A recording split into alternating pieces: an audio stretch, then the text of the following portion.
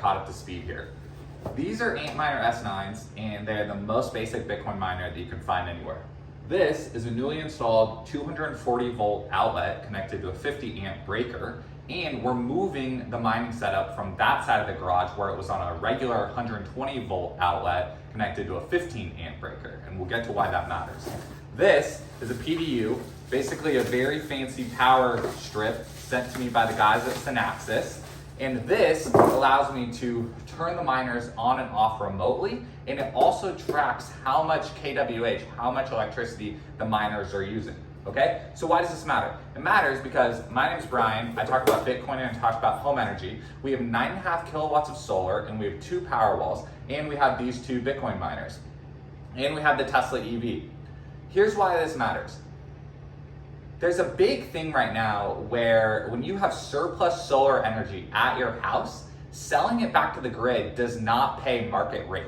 So smart home technology, both on the Tesla side and on the Bitcoin side, are pursuing ways for you to get paid more for your surplus energy. So what I'm showing you is my setup for how I get paid more from my surplus energy than the utilities pay me. So this is regular 120 volt outlet connected to a 15 amp breaker, just like the majority of basic outlets in a residential house. And you can run Antminer S9s on these types of breakers, but they don't work at full speed because then it'll trip the breaker. So I was running both of them at 900 watts each. And so I was only getting the hash rate of 900 watts each, which isn't bad. It still allows you to monetize your surplus energy. I just have so much surplus now from my increased system that's why I'm upgrading to the bigger outlet. But what you actually need in your garage in order to do this before you even get to miners is you need this little thing from TP-Link so that you can get internet into your garage. Now, if you already have an Ethernet port in your garage, that's awesome. I wish I had that. This is a little device. I just Googled TP-Link internet over electricity. Sounds super weird, but one of these is in my cable box upstairs and it sends electricity down to the garage. So we just plug this in and we send internet over to that side of the garage. All right, so we strung our Ethernet cord over here, and for this part, you just need any router. Like, this is literally just the oldest random router that I have. And so you run your inbound internet here, and then you run your outbound internet into both Antminer S9s. That way, the miners can now talk to the Bitcoin network. And then what you want to do next is do the power. So, like I said, can't see it, but behind here, this is a 240 volt outlet connected to a 50 amp breaker.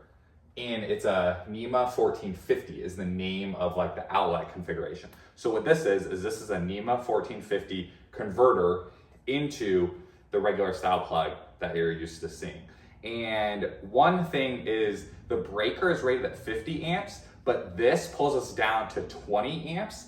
And the PDU is also rated for 20 amps. So the total amount that we can send through the whole thing is 20, but that'll be perfectly enough for now. We'll up our cord management game at the end as we plug in here to let you hear what it sounds like.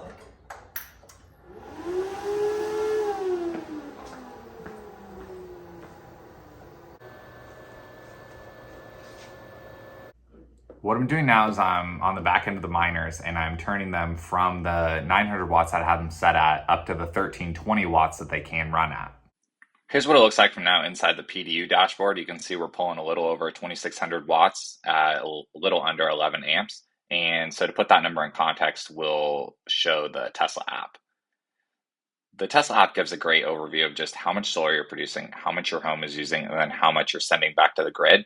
So take that home number and subtract out the 2600 watts we're using for mining, and you can see that my home is currently using 1000 watts. 2600 watts is being monetized by surplus Bitcoin mining, and 3200 watts is still being sent back to the grid. So if you look at the energy numbers for the entire day, we'll get that to load right there. And then you can see that spike earlier in the day was when our power walls filled up from our usage the night before. And then you can see the yellow at the bottom is us sending our surplus back to the grid. And so our net number for the day is 4.4, and we're on track to end negative.